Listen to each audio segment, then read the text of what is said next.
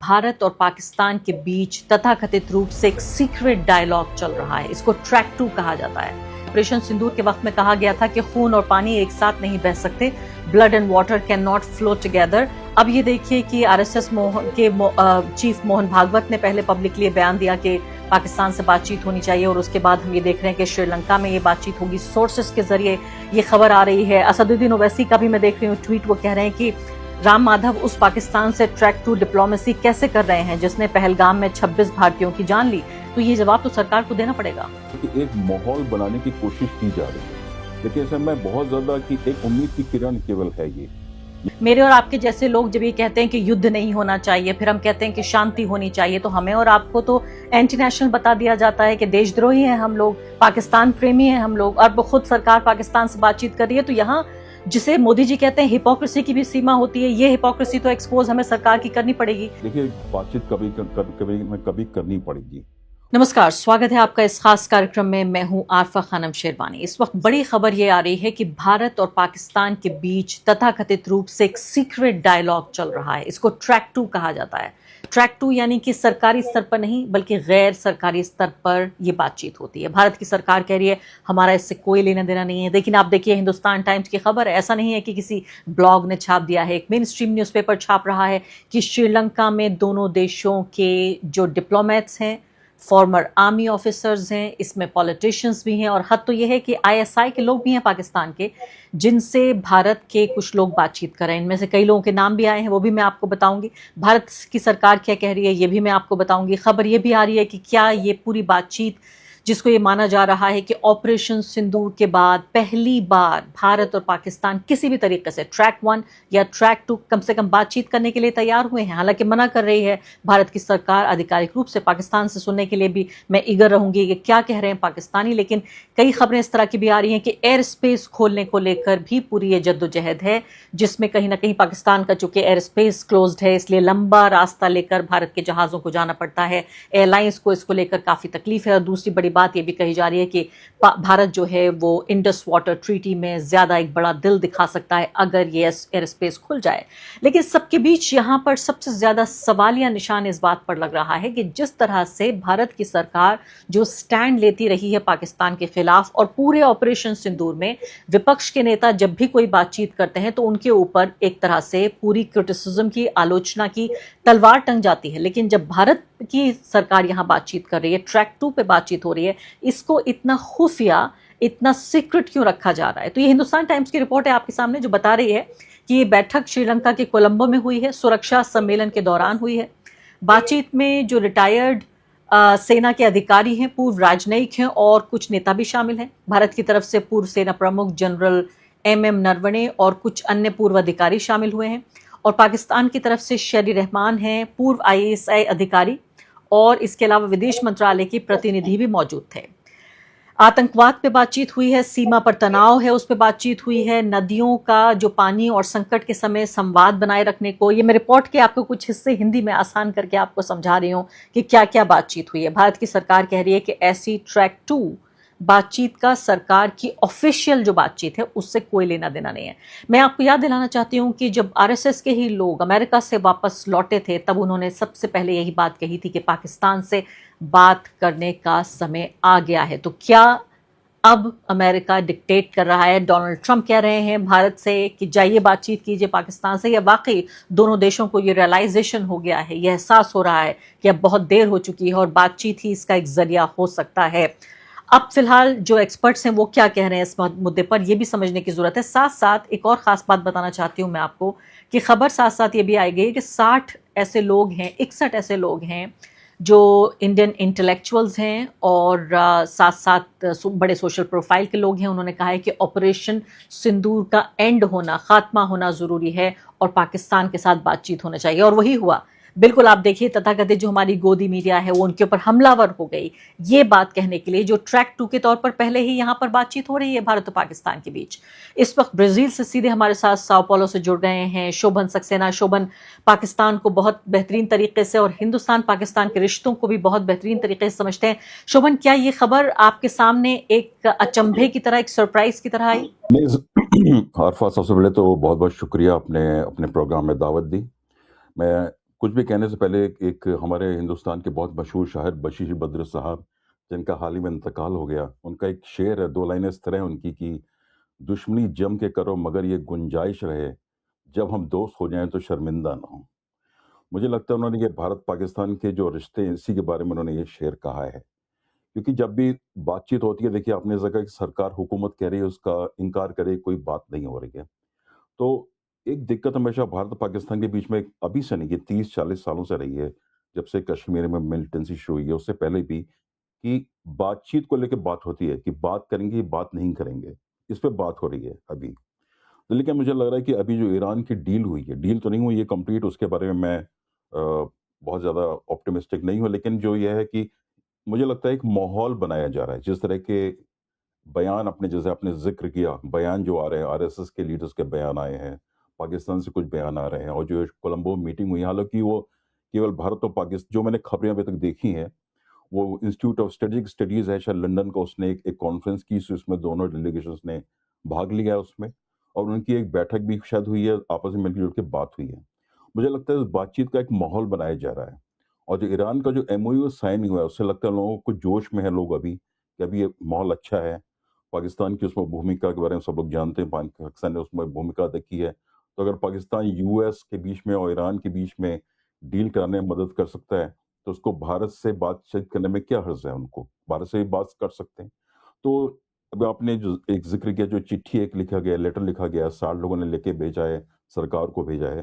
तो वो कोशिश कर रहे हैं क्योंकि पिछले कुछ सालों में जब से और ख़ास करके ऑपरेशन पराक्रम जब हुआ था पुलवामा के बाद और ऑपरेशन सिंदूर, तो रिश्ते भारत-पाकिस्तान के बहुत ज़्यादा खराब हो चुके हैं। अब इस रिश्ते इतने खराब है कि केवल उनमें सुधार ही हो सकता है, उससे ज़्यादा खराब तो रिश्ते आपके हो नहीं सकते। उसका दूसरा रास्ता तो जंग का रास्ता है और जंग करके हम दिख चुके हैं, कई बार दिख चुके हैं। देखिए असली जंग तो 1971 के बाद कोई जंग नहीं हुई। ऑपरेशंस हुए हैं, कारगिल का हुआ है, पराक्रम हुआ है, सिंदूर हुआ है। इसी तरह के लिमिटेड वॉर भारत-पाकिस्तान के बीच में चल रहे हैं और एक हमेशा खतरा रहता है कि शायद ये जंग बहुत ज़्यादा बढ़ ना जाए, कि न्यूक्लियर वॉर ना हो जाए, जिससे दोनों मुल्कों का बहुत नुकसान हो सकता है। लेकिन जिस तरह का भी मैं कह रहा हूँ, अंतर्राष्ट्रीय जो आलमी माहौल है इस वक़्त, ज़रूरत है कि भारत-पाकिस्तान बात करें, लेकिन और इसीलिए ट्रैक 2 की बात इसलिए होती है कि जब सरकारें बात नहीं करती तो ट्रैक 2 का इस्तेमाल करती हैं। हालाँकि वो उससे इनकार करेंगे, सरकार कभी नहीं मानेगी कि हम ट्रैक 2 की बात कर रहे हैं। लेकिन हो सकता है बैक चैनल बातें भी हो रही हों, क्योंकि बैक चैनल जो बातें होती हैं वो सरकार के नुमाइंदे उसमें होते हैं। हो सकता है इंटेलिजेंस ऑफिशियल्स उसमें इन्वॉल्वड होते हैं। उसके बाद में आ रहे हैं। उसके बाद उसके बारे में खबरें बाद में होती हैं, जब बातचीत हो जाती है तो खबरें बाद में होती हैं। हमने पहले भी देखा कि कभी बैंकॉक में बात हो रही है, कभी दोहा में बात हो रही, खबरें आती हैं। ना तो सरकार उससे इनकार करती है, ना उसको एक्सेप्ट करती है, कि वो बातें होती हैं। लेकिन अगर बात हो रही है और ट्रैक 2 पे हो रही है, लोग इस तरह की चिट्ठियाँ लिख रहे हैं सरकार को, भारत में भी और पाकिस्तान में, तो मुझे लगता है एक उम्मीद की किरण है कि शायद बातचीत फिर से शुरू हो जाए और बहुत ज़रूरी है कि भारत-पाकिस्तान में बीच में बात है। मैं दोस्ती की बात तो नहीं करूँगा, दोस्ती तो बहुत बड़ी चीज़ है भारत-पाकिस्तान के बीच में, लेकिन जो एक नॉर्मल रिश्ते होते हैं, 2 पड़ोसी मुल्कों के बीच में, वो तो कम से कम होने चाहिए और मेरे ख़्याल से उस हिसाब से तो ये एक एक अच्छी शुरुआत है, लेकिन आगे देखते हैं क्या होता है। जी हाँ, पवन खेड़ा यहाँ पर ट्वीट कर रहे हैं और बिल्कुल भी हैरानी नहीं है, जाहिर है अपोजिशन का ये काम है सरकार को उसके लिए अकाउंटेबिलिटी उसको याद दिलाना। वो कह रहे हैं ऑपरेशन सिंदूर के वक्त में कहा गया था कि खून और पानी एक साथ नहीं बह सकते, blood and water can not flow together. अब ये देखिए कि आरएसएस चीफ मोहन भागवत ने पहले पब्लिकली बयान दिया कि पाकिस्तान से बातचीत होनी चाहिए और उसके बाद हम ये देख रहे हैं कि श्रीलंका में ये बातचीत होगी, सोर्सेस के जरिए ये खबर आ रही है। असदुद्दीन ओवैसी का भी मैं देख रही हूँ ट्वीट, वो कह रहे हैं कि राम माधव उस पाकिस्तान से ट्रैक 2 डिप्लोमेसी कैसे कर रहे हैं जिसने पहलगाम में 26 भारतीयों की जान ली। तो ये जवाब तो सरकार को देना पड़ेगा। देखिए, ये भी बहुत बड़ी एक मुश्किल है कि भारत का अपोज़िशन और पाकिस्तान का अपोज़िशन भी, कि जब अपोज़िशन में होते हैं तो वो सरकार की घेराबंदी इस तरह से करते हैं कि बहुत ज़्यादा क्रिटिसाइज़ कर देते हैं। मेरे ख़्याल से अगर बातचीत हो रही है तो एक एक एक ये एक पॉज़िटिव साइन है कि बातचीत हो रही है और कौन कर रहा है, कैसे कर रहा है, जो ट्रैक 2 में तो वही लोग इन्वॉल्वड होंगे जो सरकार के साथ उनके कुछ संबंध हैं, सरकार से बात कर सकते हैं, कोलंबो से गए हैं, कोलंबो से मैंने शायद सुना कि कहीं और बैंकॉक, थाईलैंड में ये बात हुई है। तो अगर वो बात करके वापस आते हैं सरकार को उनको अपना कोई फीडबैक देना पड़ेगा कि हमने पाकिस्तान साइड से क्या सुना, हमने पाकिस्तान साइड को क्या कहा। अगर वो नहीं करेंगे, अगर उनके सरकार के साथ, हुकूमत के साथ संबंध नहीं है दोनों देशों में, दोनों मुल्कों में, भारत में, पाकिस्तान में, तो उस बातचीत का कोई मतलब नहीं है। कि देखिए, आरएसएस और बीजेपी के जो रिश्ते हैं वो तो छुपे हुए नहीं है, वो तो जग जाहिर है और उन्होंने कभी छुपाया भी नहीं है। और राम माधव तो जाने माने एक हिसाब से स्ट्रेटजिस्ट हैं, आरएसएस के रहे हैं। अभी वो अमेरिका भी गए थे, वहां भी इनके कुछ बयान उन्होंने दिए थे जो कि थोड़े कंट्रोवर्शियल भी हो गए थे। तो अगर वो उसमें इन्वॉल्व है, वो शायद इंडिया फाउंडेशन से जुड़े हुए हैं जहां तक मैं जानता हूँ, तो उसमें कोई आश्चर्य की बात नहीं है कोई कि वो ऐसा कर रहे हैं। और जिस तरह के खास करके बयान अभी हाल में कुछ आए हैं, जैसे आपने आपने भी जिक्र किया, मोहन भागवत है या होसबले हैं, मैं भी 2-3 बयान देखे हैं। तो वो जैसे मैंने पहले कहा कि एक माहौल बनाने की कोशिश की जा रही है। लेकिन इसमें मैं बहुत ज़्यादा कि एक उम्मीद की किरण केवल है ये। ये आगे कहाँ तक जाएगा, क्योंकि दोनों भारत में भी, पाकिस्तान भी ऐसे बहुत से लोग हैं जो नहीं चाहते हैं कि ये बातचीत आगे बढ़े और हमारे जो रिश्ते हैं नॉर्मल हो सकें। जहाँ तक ये ट्रैक 2 की बात है, देखिए ट्रैक 2 का जो ये शुरुआत हुई 1991 में, मुझे याद है पहली बार नीमराना में डायलॉग हुआ था, राजस्थान में, जबकि पहली बार। तो उसके बाद फिर 2000 में, 4 में बहुत सारे डायलॉग्स हुए हैं, बैंकॉक में हुए हैं, भारत में हुए हैं, पाकिस्तान में हुए हैं। ट्रैक 2, ट्रैक 3 भी होता था जिसमें मीडिया के लोग भी इन्वॉल्व थे। टाइम्स में, मैं जब टाइम्स में काम करता था तो हमने एक जंग ग्रुप के साथ अमन की आशा की थी। उसमें मैंने काफ़ी लिखा भी था मैंने, तो एक मीडिया के स्तर पे भी एक कोशिश हो रही थी। अब लेकिन देखिए, आप अगर आप कंपैरिज़न करें, माहौल इतना ज़्यादा बदल चुका है। मेरे ख्याल से इंडिया में कोई मीडिया या पाकिस्तान में कोई मीडिया हिम्मत नहीं करेगा कि अमन की आशा टाइप की कैंपेन करने की कोशिश करे, इतना ज़्यादा माहौल खराब है। तो अगर ये बातचीत हो रही है, हालाँकि अपोज़िशन का काम है कि सरकार की घेराबंदी करे, सरकार से सवाल करे, वो करेंगे, हमेशा करते रहे और करेंगे। लेकिन अगर मेरे ख्याल से माहौल बनता है, तो उसमें थोड़ा पॉज़िटिव अगर एटीट्यूड लेके चलें कि ठीक है, बात करें तो सिंसेरिटी से करें। और देखिए, लेकिन सबसे बड़ी दिक्कत ये है भारत और पाकिस्तान के बीच में कि भारत की पोजीशन बहुत साफ है कि जब तक दहशतगर्दी हो रही है, बातचीत नहीं हो सकती। ये भारत की का एक स्टैंड और काफ़ी समय से है। पाकिस्तान का स्टैंड है कि कश्मीर का मुद्दा जो है वो कोर मुद्दा है, उसके बिना बातचीत नहीं करेंगे। अगर आपने इतनी रिजिड पोजीशन ले ली है कि हम इससे हिलेंगे नहीं, तो बातचीत होना बहुत मुश्किल है। तो मेरे ख्याल से अभी की सरकारों के बीच में बात हो, लीडर मिलें। हालाँकि जब एससीओ की मीटिंग हुई थी, शंघाई कोऑपरेशन ऑर्गेनाइजेशन की मीटिंग हुई थी चीन में और प्राइम मिनिस्टर वहाँ पे गए थे, मेरे ख्याल से शहबाज शरीफ भी वहाँ पे थे, लेकिन उनकी आपस में मुलाकात नहीं हुई, कोई वन ऑन वन नहीं हुआ, कोई बातचीत नहीं हुई। तो मेरे ख्याल से वो स्थिति बहुत दूर है अभी कि हुक्मरान जो हैं भारत का पाकिस्तान के आमने-सामने बैठ के या टेलीफ़ोन पे बात कर सकें। बायलैटरल फ्रंट पे या मल्टीलैटरल, अभी बहुत सारे ऐसे मल्टीलैटरल प्लेटफॉर्म्स भी हैं जिसमें भारत पाकिस्तान पार्टिसिपेट करते हैं, वो स्थिति बहुत दूर है। लेकिन ट्रैक 2 हो या ट्रैक 3 हो या मीडिया के लेवल पे हो या जो बहुत इंटेलेक्चुअल लोग हैं या जो जानकार हैं भारत के, पाकिस्तान के, अगर आपस में बात कर रहे हैं, इस तरह के बयान ही दे रहे हैं कि बातचीत होनी चाहिए, मेरे ख्याल से वो ही अपने आप में बहुत बड़ी बात और है। आगे बढ़ने से पहले एक अदना सी गुजारिश कि आप मेंबर बनिए मेरे चैनल का आरफा खानम शेरवानी।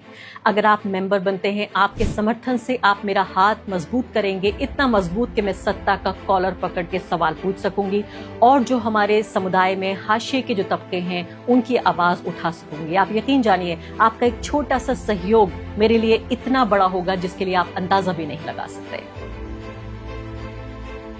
बहुत बड़ी देखिए, बात फिर आप से उसको कह रहे हैं, लेकिन शोभन, मेरे और आपके जैसे लोग जब ये कहते हैं कि युद्ध नहीं होना चाहिए, फिर हम कहते हैं कि शांति होनी चाहिए, तो हमें और आपको तो इंटरनेशनल बता दिया जाता है कि देशद्रोही हैं हम लोग, पाकिस्तान प्रेमी हैं हम लोग, और खुद सरकार पाकिस्तान से बातचीत कर रही है। तो यहाँ जिसे मोदी जी कहते हैं हिपोक्रेसी की भी सीमा होती है, ये हिपोक्रेसी तो एक्सपोज हमें सरकार की करनी पड़ेगी कि या तो आप गलत हैं या हम गलत हैं, ना तो दोनों सही हो सकते हैं ना दोनों गलत हो सकते हैं। मैंने कहा कि मैं खुद एक पत्रकार के तौर पर एक डायलॉग की हमेशा से वकील रही हूं, पीपल टू पीपल कांटेक्ट हमेशा नहीं छोड़ना चाहिए, लेकिन जिस तरह से इस पूरे मुद्दे को देख रहे हैं, मुझे लगता है कि ईरान वाले डायलॉग की जो बात है पीस प्रोसेस की, मीर वायस तक पहुंच गई है आपकी बात, क्योंकि वो ये कह रहे हैं, मीर वायस उमर फारूक, उन्होंने बाकायदा कैमरे पर ये बयान दिया है, वो ये कह रहे हैं कि अगर यूनाइटेड स्टेट्स और ईरान दोनों बातचीत की टेबल पर बैठ सकते हैं जंग करने के बाद, तो भारत और पाकिस्तान क्यों नहीं बैठ सकता। Dialogue remain the only viable path to resolving issues. That was the context of my remark at Jama Masjid. ये कह रहे हैं कि इसके बाद उन्होंने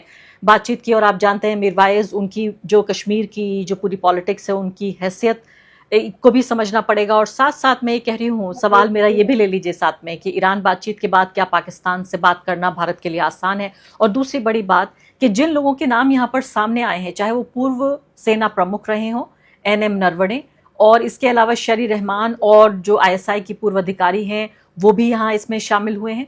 इसके अलावा जो ये 61 लोगों की पूरी लिस्ट है जो इंडियन सिग्नेटरीज हैं, इनमें इन सिग्नेटरीज में फारूक अब्दुल्ला हैं, मीर वाइज उमर फारूक हैं, महबूबा मुफ्ती, मणिशंकर अय्यर, मनोज झा, यानी कश्मीर और कश्मीर के बाहर के भी वो इंटेलेक्चुअल्स हैं जो भारत और पाकिस्तान के बीच पीस डायलॉग की वकालत कर रहे हैं। तो ये लोग बहुत ऐसे लोग नहीं हैं जो मोदी सरकार के बहुत करीबी हों। तो इन लोगों का ये चिट्ठी लिखना और उधर बाकी लोगों का श्रीलंका में पाकिस्तानी अधिकारियों से और डिप्लोमेट से मिलना, ये एक इत्तेफाक है? नहीं, इत्तेफाक नहीं मेरे ख्याल से। देखिए, आप बातचीत कैसे नहीं करेंगे?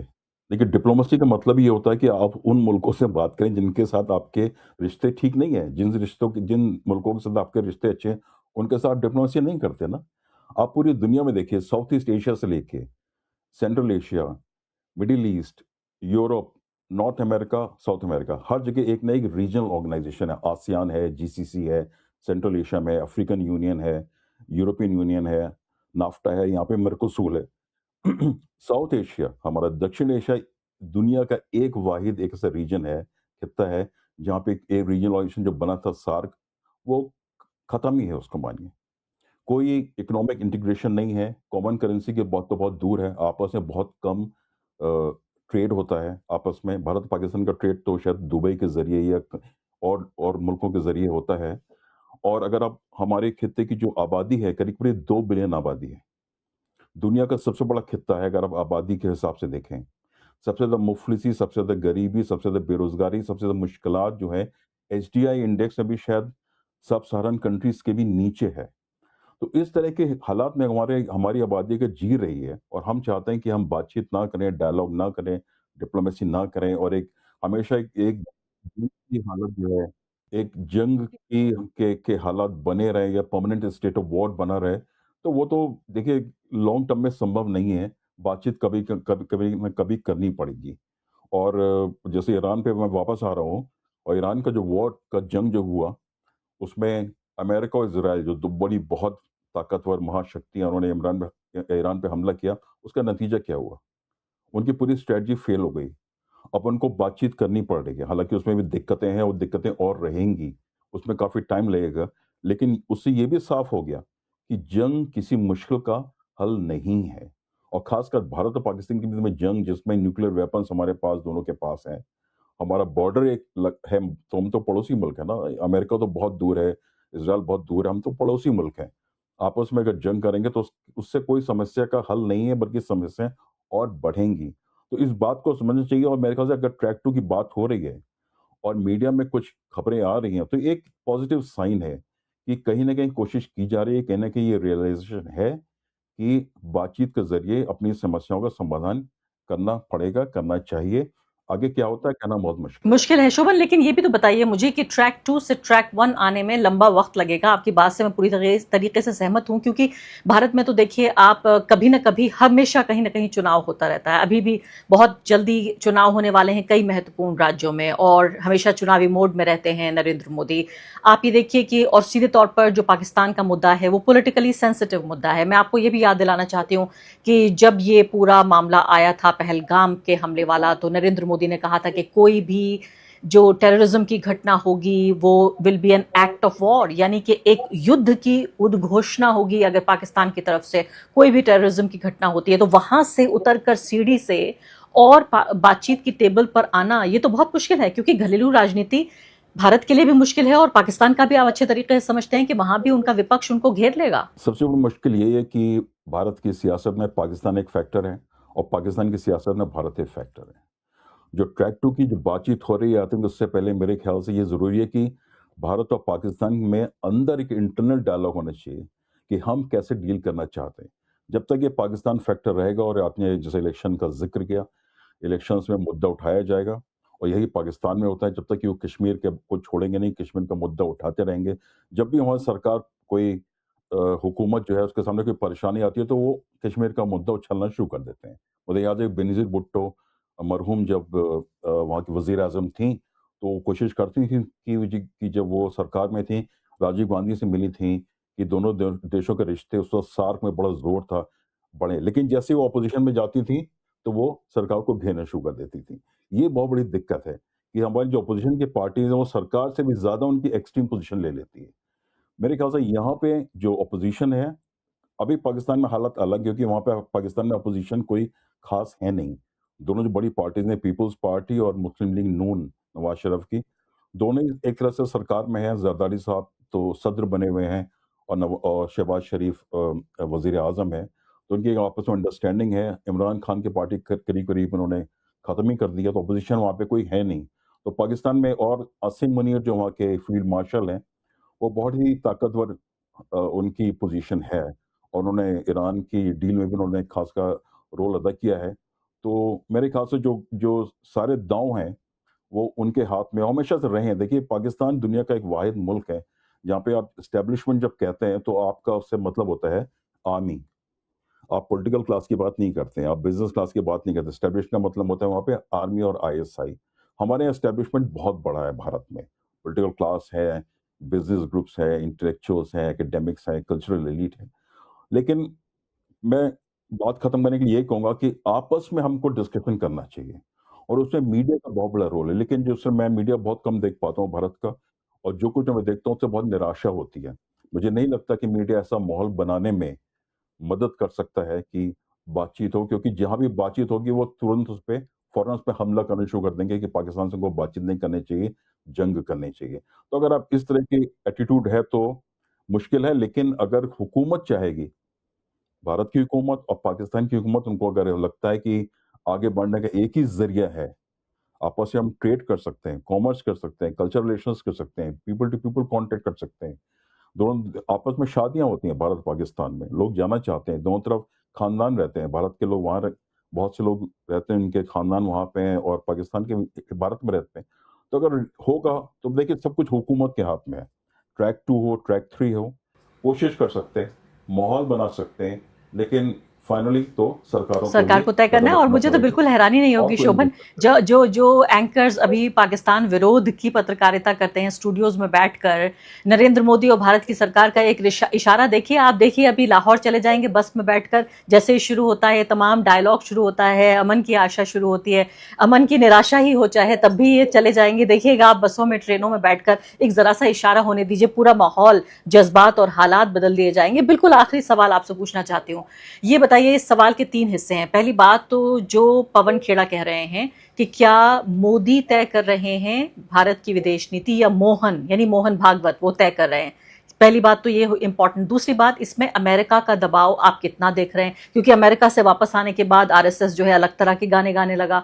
अब नंबर 3 मैं आपसे ये भी पूछना चाहती हूँ कि जो इकोनॉमिक कंसिडरेशंस हैं, खबरें ये आ रही हैं, जैसे मैंने बताया कि जो एयर स्पेस है वो बंद है और लंबे रास्ते से होकर गुजरना पड़ रहा है, एयरलाइंस को दिक्कत हो रही है। इन तीनों फैक्टर्स को आप कैसे देखते हैं, संक्षेप में बताइए। देखिए, इकोनॉमिक में सबसे पहले मैं कहूँगा कि जब मैं पाकिस्तान गया था आखिरी बार 2009 में, तो वहाँ पे वहाँ के चैम्बर ऑफ कॉमर्स लाहौर में कुछ लोगों से मेरी मुलाकात हुई थी। उन्होंने कहा कि हमारे लिए भारत के साथ तिजारत करना बहुत ज़रूरी है, क्योंकि आप तो 20 करोड़ का मार्केट देख रहे हैं, हम तो 120 करोड़ के लोगों का मार्केट देख रहे हैं।